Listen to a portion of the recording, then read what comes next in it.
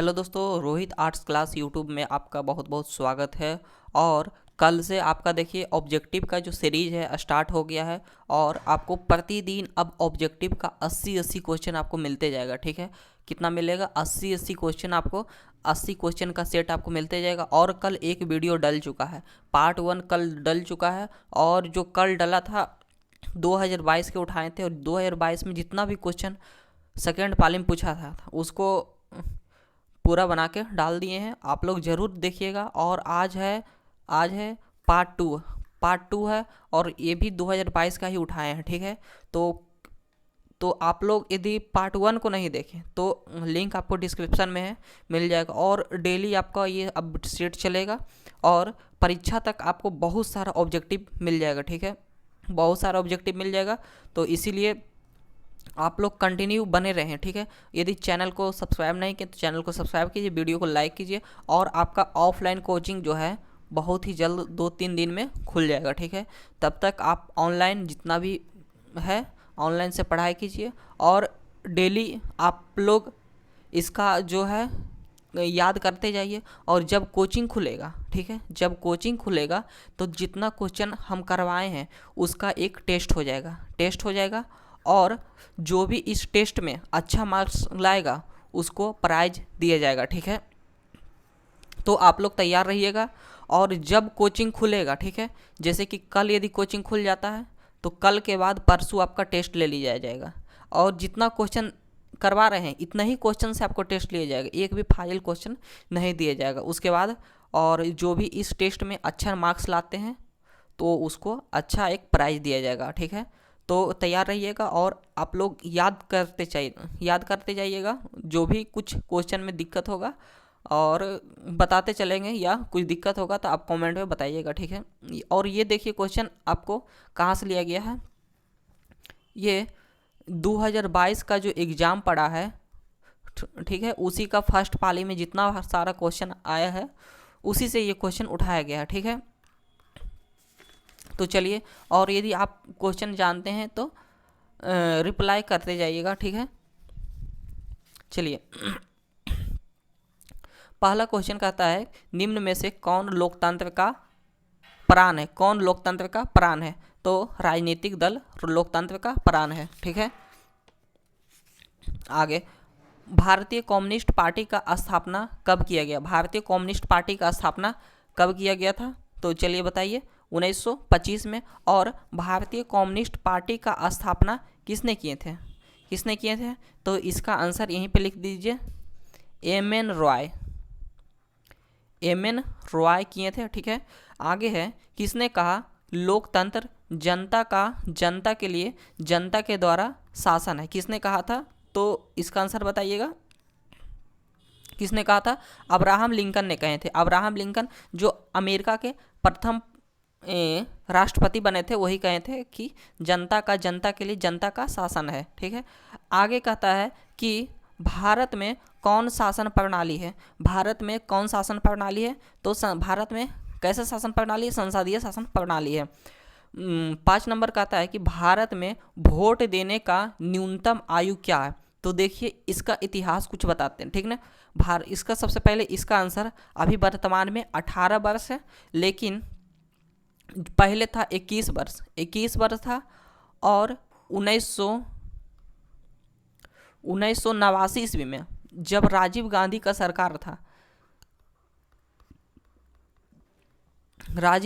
सरकार था तो संविधान में संशोधन हुआ था। कैमा संविधान संशोधन? 61वां संविधान संशोधन हुआ। और ये संविधान संशोधन कब हुआ? 1989 में हुआ था। तो वोट देने का अधिकार 21 वर्ष से घटाकर 18 वर्ष किया गया। ठीक है, तो भारत में न्यूनतम वोट देने का आयु क्या है? 18 वर्ष। लेकिन पहले कब था? 21 वर्ष था। लेकिन 21 से 18 कब किया गया? 1989 में किया गया। कैमा संविधान संशोधन से?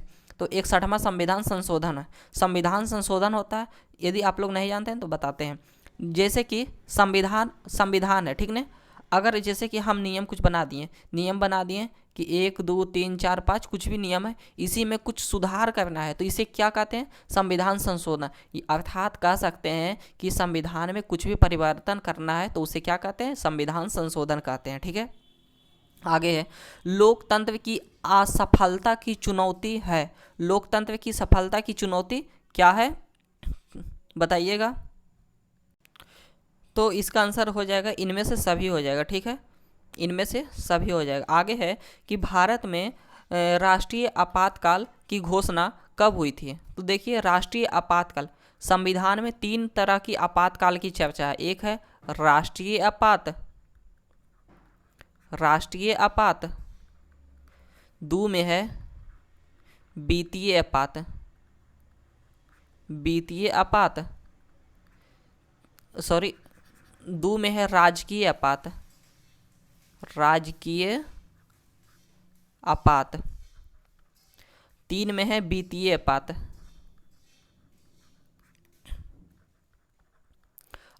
ठीक है, तो राष्ट्रीय आपात है, संविधान अनुच्छेद 352 है, और राजकीय आपात 356 है, और वित्तीय आपात अनुच्छेद 360 में है। ठीक है, अनुच्छेद 360 में है।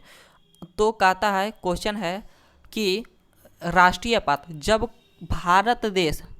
भारत देश में यदि कुछ भी संकट आएगा, यानी कि कोई चीन युद्ध कर दिया, पाकिस्तान युद्ध कर दिया, म्यांमार युद्ध कर दिया, बांग्लादेश युद्ध कर दिया, तो कौन सा आपात लगेगा?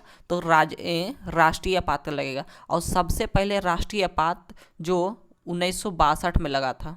1962 में क्यों लगा? जब चीन युद्ध हुआ था तब। ठीक है, उसके बाद 1971 में लगा था। ठीक है, कब क्यों लगा था? क्योंकि बांग्लादेश में जब आंतरिक, मतलब कि बांग्लादेश आर्थिक संकट आया था ना, उसी समय लगा था। और तीसरी बार जो लगा था 1975 में लगा था। 1975 में लगा था। क्यों लगा था? ये इंदिरा गांधी की सरकार के मुताबिक लगाया गया, जब भारत में आंतरिक अशांति फैला था।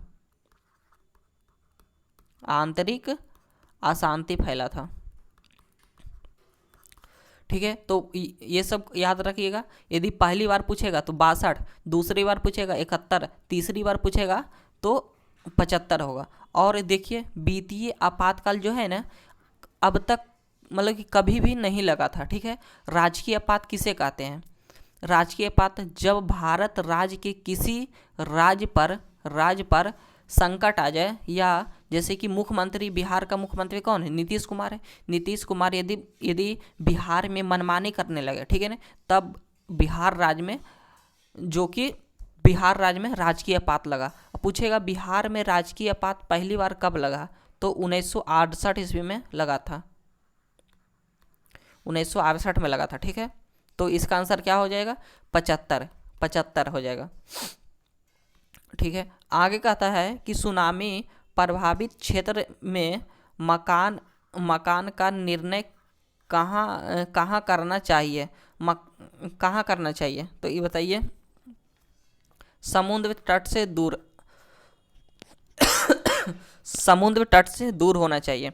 आगे है, इटली के एकीकरण में निम्न में से किसका योगदान है? इटली का एकीकरण में निम्न में से किसका योगदान है? तो बताइएगा। तो इनमें से सभी का योगदान है। मेजनी भी किया था, गैरीबाल्डी भी किया था, काउंट कावर भी किया था। आगे है कि 10 नंबर का आता है कि भारत में 1 रुपया का नोट का कौन जारी करता है? भारत में 1 रुपया का नोट कौन जारी करता है? इसका आंसर बताइए।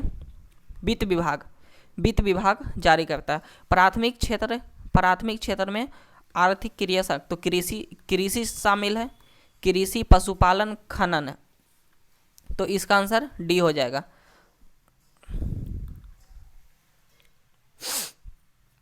चलिए 12 नंबर बताइए, निम्न में से कौन शाखा मुद्रा का उदाहरण है? मुद्रा का उदाहरण कौन है? बी है, बैंक ड्राफ्ट है। आगे 13 नंबर है, विश्व व्यापार संगठन की स्थापना कब हुई थी? तो विश्व व्यापार संगठन की स्थापना कब हुआ था? सी 1995 में। और इसका जो मुख्यालय पूछेगा, हेड क्वार्टर जनेवा हो जाएगा। आगे है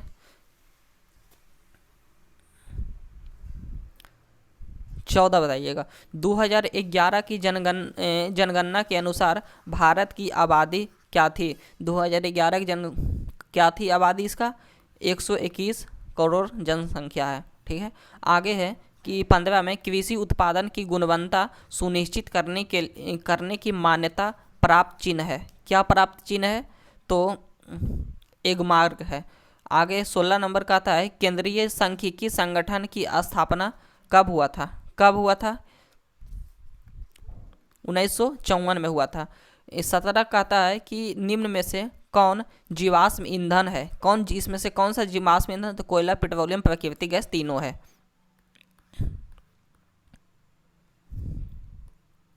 चलिए आगे बताइएगा।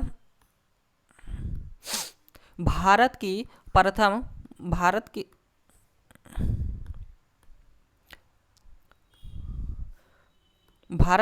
प्रथम परमाणु गिरी कौन सा है? कौन सा है भारत की प्रथम परमाणु गिरी? तारापुर है।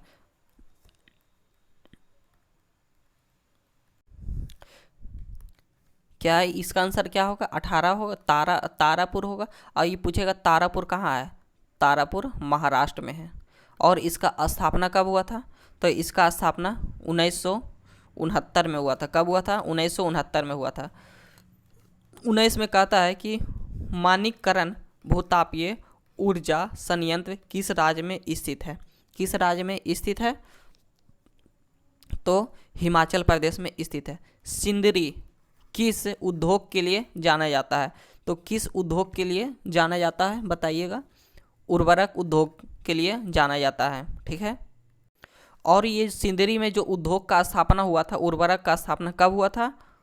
1951 में हुआ था। 1951 में हुआ था। ठीक है,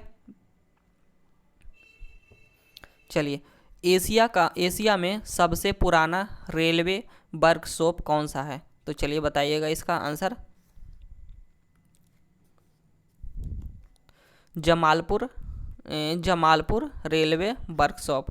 सिलिकॉन शहर के नाम से कौन प्रसिद्ध है? बेंगलोर। आगे है मंदारा पहाड़ी किस जिला में स्थित है? किस जिला में स्थित है? बांका जिला में स्थित है। सासाराम नगर का विकास हुआ था। नगर का विकास किस युग में हुआ था? मध्यकाल में युग हुआ था। अच्छा, पूछेगा शेरशाह सूरी का मकबरा कहाँ है? शेरशाह सूरी का मकबरा कहाँ है? तो सासाराम है। सासाराम जो बिहार राज्य में है।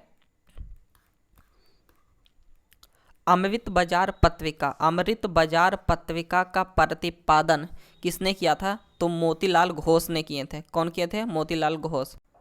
यहाँ पे देखिए अमृत बाजार पत्रिका का संपादक पूछा है तो मोतीलाल नेहरू और शिशिर कुमार घोष दोनों है, लेकिन यदि ऑप्शन में मोतीलाल नेहरू और शिशिर कुमार घोष दोनों आ जाएगा तो सबसे पहले किसको लगाएंगे? शिशिर कुमार घोष को लगाएंगे।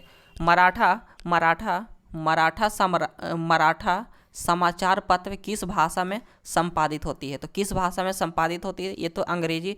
और ये मराठा साम्राज्य किसका पत्रिका है? बाल गंगाधर तिलक का है। बाल गंगाधर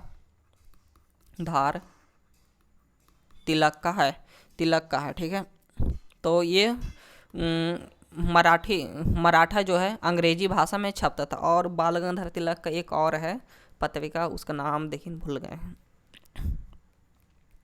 आप लोग जानते हैं तो बताइएगा कौन है, बताइएगा बाद में आप। निम्न में से किस सिख गुरु का जन्म पटना में हुआ था? तो 10वां गुरु। और 10वां गुरु का नाम क्या है? गुरु गोविंद सिंह नहीं, ये गुरु गोविंद सिंह ने, तो उनका नाम गुरु गोविंद सिंह था जिनका जन्म। और मतलब कि सबसे पहला गुरु का नाम पूछेगा, तो क्या होगा? गुरु नानक। और गुरु गोविंद सिंह लिख देते हैं, गुरु गोविंद सिंह, जो कि 10वां गुरु थे। ठीक है, इनका जन्म कहाँ हुआ था? पटना में हुआ था। इन्होंने ही गुरु ग्रंथ साहिब की रचना किए थे। गुरु ग्रंथ साहिब की रचना किए थे। बंगाल बिहार से कब पृथक हुआ था? तो कब हुआ था? 1912 में हुआ था। 1912 में हुआ था। कहता है कि भारत आने वाला पहला व्यापारी कौन था? पुर्तगाली था। कब आया था? ये देखिए क्वेश्चन रिपीट हुआ है और सेकेंड पाली में भी यही क्वेश्चन आया था, ठीक है, सेम टू सेम। 1498 में सबसे पहले आया था, कौन आया था? Vasco da Gama. Vasco da Gama. Vasco da Gama. और वास्को डिगामा भारत 1498 में आया था, 1502 में आया था, एक 1524 में आया था, ठीक है। 3 बार वास्को डिगामा आया था। और जब वास्को डिगामा भारत आया ना तो बहुत सारा मसाला खरीदा, और जब यूरोप में बेचा ना, यूरोप में बेचा तो 60 गुना अधिक मुनाफा कमाया, 60 गुना अधिक मुनाफा कमाया, ठीक है। चलिए, इतना सारा क्वेश्चन आप ध्यान में रखिएगा। आगे हैं, उत्तरी वियतनाम और दक्षिणी वियतनाम का एकीकरण कब हुआ था? कब हुआ था बताइएगा इसका आंसर। 1975 में हुआ था। दिसंबर 1929 में किस नदी के तट पर, किस नदी के तट पर नेहरू जी तिरंगा फहराए थे? तो रावी नदी के तट पर तिरंगा फहराएं और स्वाधीनता स्थापना की। कब? 26 जनवरी 1929 को। और इसलिए हमारा जो संविधान है बनकर कब तैयार हुआ था? 26 नवंबर को बन गया था, 26 नवंबर 1949 को।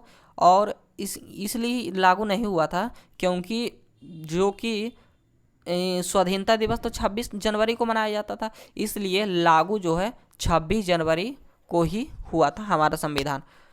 क्रांतिकारी नेता सूर्यसेन का उपनाम क्या था?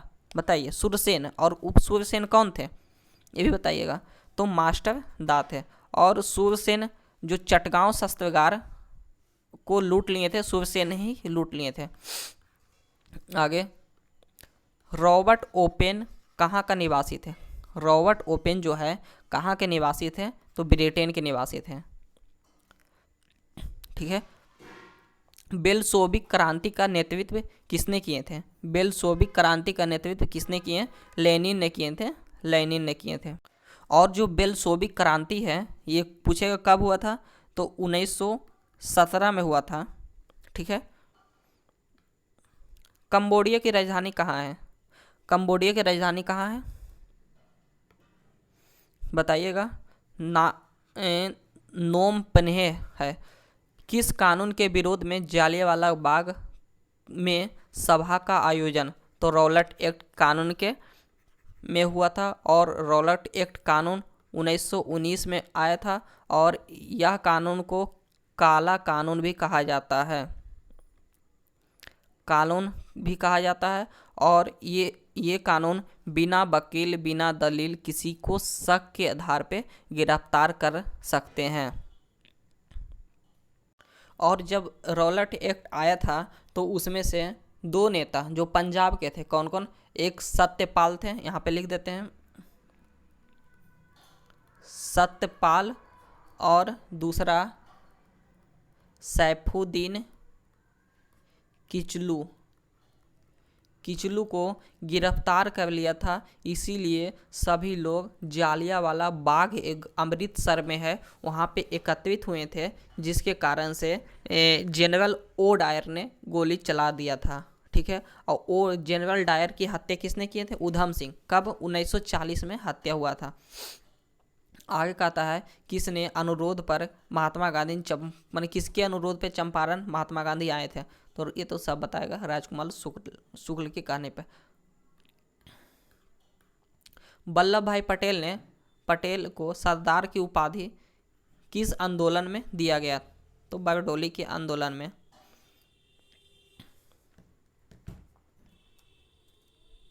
आगे है, फ्लाइंग शटल का आविष्कार किसने किया था?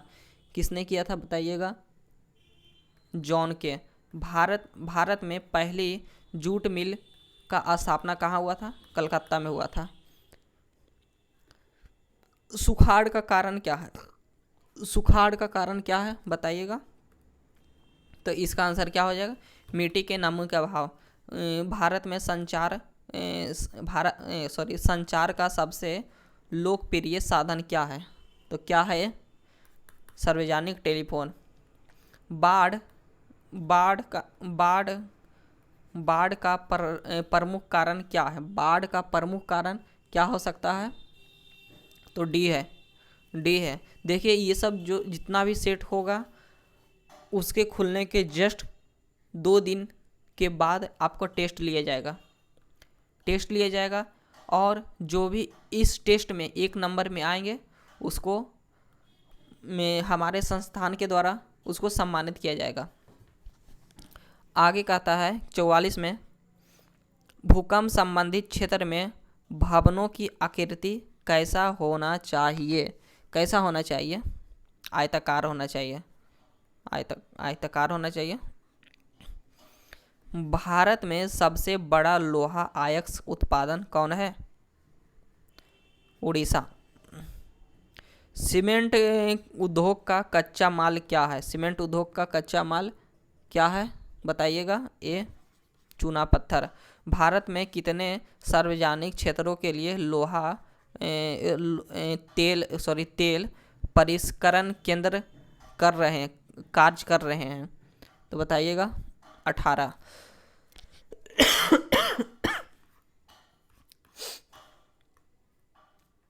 चलिए, हीराकुंड परियोजना किस नदी पर है? महानदी पे। और हीराकुंड परियोजना कहाँ है? उड़ीसा में है।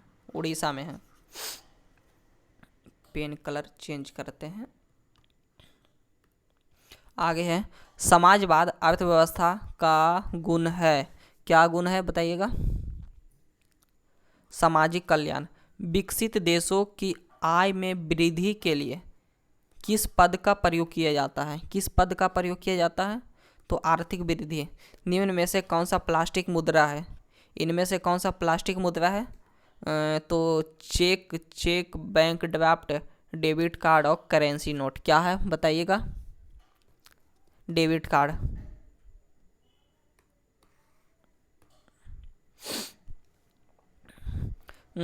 भारत में सकल घरेलू उत्पाद में किस क्षेत्र का योगदान सर्वाधिक है? तो किस क्षेत्र का सर्वाधिक है? सेवा क्षेत्र का। छिपी बेरोजगारी पाई जाती है कृषि क्षेत्र में। मतलब कृषि क्षेत्र में जैसे कि एक खेत है, आप ही देख लीजिए, एक खेत में कितने लोग 10 लोग 12 लोग काम करते हैं। क्या इसमें 2 लोग काम करेंगे तो नहीं होगा काम? इसलिए कृषि क्षेत्र को छिपी बेरोजगारी कहते हैं, माने बेरोजगारी का साधन बहुत अधिक हो जाता है। रूस का मुद्रा क्या है? तो सबसे पहले बताइए, रूस का राजधानी कहाँ है? मास्को है। और रूस का मुद्रा क्या हो जाता है? रूबल। शाखा का आधार क्या है? विश्वास। वस्तु और सेवाओं को अपने उपयोग के लिए कौन खरीदता है? उपभोक्ता। वायु परिवहन का राष्ट्रीयकरण कब किया गया था? 1953 में किया गया था। विश्व का प्राचीनतम परिवहन साधन क्या है? विश्व में प्राचीनतम साधन क्या है? जल परिवहन है। और पूछेगा सबसे ज़्यादा जो व्यापार होता है किस परिवहन से होता है? जल परिवहन से। करीब 95% होता है जल परिवहन से सबसे ज़्यादा व्यापार। चलिए बताइएगा, बंदरगाह आ गया। मुमुरगांव बंदरगाह कहाँ है? तो गोवा में है। यहीं से आपको नाम पता चल जाएगा। यहाँ पे देखिए, यहाँ पे छुपा हुआ है गोवा है ना अंतिम में, तो गोवा अंतिम में, मुमुरगांव गोवा में है। कांडला विशेष आर्थिक क्षेत्र कहाँ है? कल ही बताए थे, कांडला जो बंदरगाह है, एक बंदरगाह है। कांडला जो है कहाँ? गुजरात में है। कहलगांव तापीय विद्युत परियोजना कहाँ है? कहलगांव तापीय विद्युत परियोजना भागलपुर में है ना? हाँ, भागलपुर में ही है। जलबेरीन संबंधित है। जलबेरीन किससे संबंधित है? तो व्यापारियों से संबंधित है। चलिए,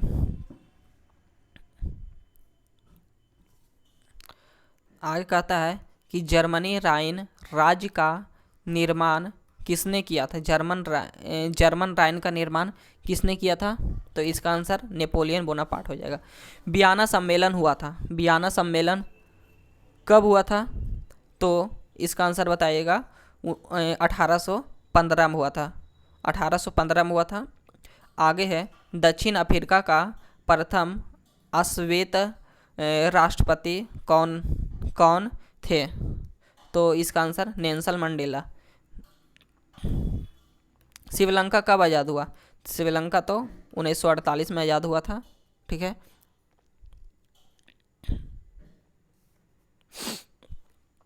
सड़सठ में कहता है कि समता पार्टी का विलय किस राजनीतिक दल में हुआ था? किस राजनीतिक दल में हुआ था? तो इसका आंसर जनता दल यूनाइटेड में हुआ था।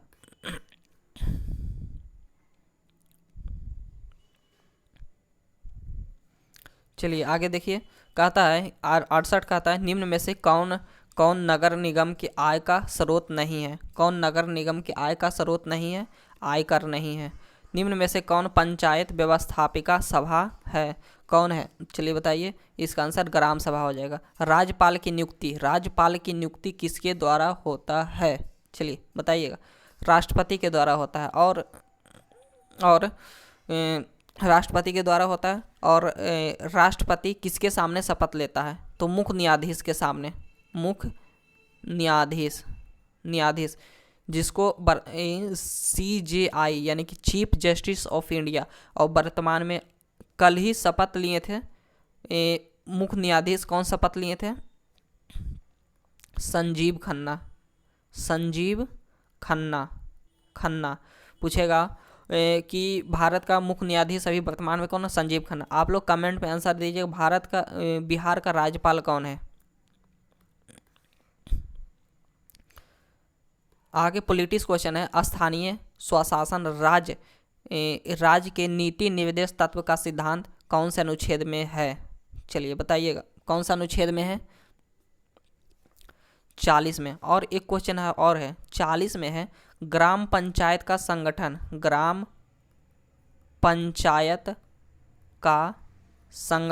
कभी कभी ये सभी आ जाता है। ग्राम पंचायत का संगठन कौन सा अनुच्छेद में? 40 में। और ये नीति निर्देश तत्व संविधान का कौन सा भाग में है? तो भाग 4 में है। और आर्टिकल यानी कि आर्टिकल 36 से लेके 51 तक है। 36 से लेके 51 तक है। ठीक है। तो संविधान में पता है ना, संविधान में 22 भाग है। ठीक है। तो भाग 4 में 36 से लेके 51 तक, और संविधान में कुल 395 अनुच्छेद है। ठीक है। 72 में कहता है ग्राम कचहरी में मुकदमा सुलझाया जा सकता है। ग्राम कचहरी में मुकदमा सुलझाए जाते हैं। कौन से मुकदमा? दोनों, दीवानी मुकदमा और फौजदारी मुकदमा दोनों सुलझाया जाता है। राष्ट्रीय जलमार्ग वन कहाँ से कहाँ तक? इलाहाबाद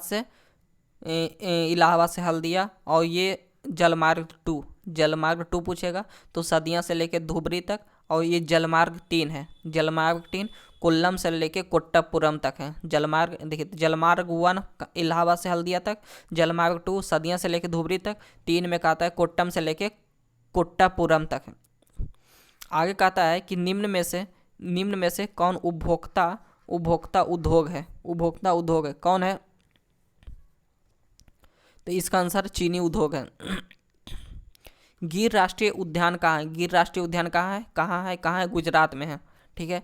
प्रथम पृथ्वी सम्मेलन का आयोजन कहाँ हुआ था? Rio de Janeiro. ये देखिए सेकेंड शिफ्ट में भी आया था क्वेश्चन। खरीफ फसल किसे कहते हैं? खरीफ फसल कौन? ये रबी फसल है। कपास एक खरीफ फसल है। चना एक रबी फसल है। मटर भी रबी फसल होता है।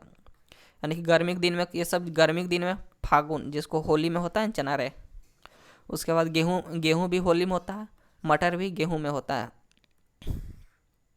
आगे कहता है बांध को आधुनिक भारत का मंदिर किसने कहा? पंडित जवाहरलाल नेहरू।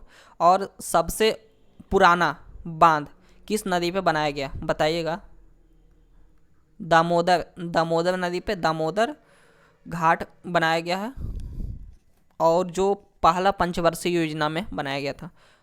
मरुस्थलीय मृदा कहाँ मिलती है? बताइएगा। राजस्थान में मिलती है। भारत का सबसे छोटा रेलवे क्षेत्र कौन सा है? उत्तर पूर्व रेलवे क्षेत्र। चलिए रेलवे क्षेत्र के बारे में कुछ बताते हैं। रेलवे,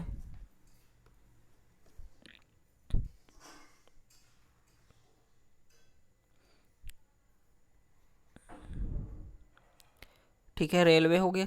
4 दिशा है, इसको क्या कहेंगे? उत्तर कहेंगे। उत्तर, दक्षिण, पूरब, पश्चिम। देखिए क्वेश्चन आता है, उत्तर रेलवे का मुख्यालय कहाँ है? ये कहाँ है? तो दिल्ली में है, दिल्ली में है। उसके बाद पूरब रेलवे का मुख्यालय कहाँ है? पूरब कहाँ है? कोलकाता है, कोलकाता है, ठीक है। दक्षिण रेलवे का मुख्यालय कहाँ है? चेन्नई है, चेन्नई है। अब पश्चिम रेलवे का मुख्यालय कहाँ है? मुंबई है, मुंबई है। अब मध्य में निकालते हैं, मध्य में, मध्य में पेन का कलर चेंज करते हैं। उत्तर मध्य पूछेगा तो कहाँ हो जाएगा? इलाहाबाद, इलाहाबाद। पूरब मध्य पूछेगा तो हाजीपुर बिहार। दक्षिण मध्य पूछेगा तो सिकंदराबाद, जो कि हैदराबाद में पड़ता है। पश्चिम मध्य पूछेगा तो कहाँ हो जाएगा? जबलपुर, जबलपुर। अब यहाँ से देखिए, यहाँ से को निकल जाएगा उत्तर पूरब। उत्तर पूरब पूछेगा तो कहाँ होगा? एक सेकंड, यहाँ से एक निकाल लेते हैं, यहाँ से निकाल लेते हैं, इसको मिटाते हैं।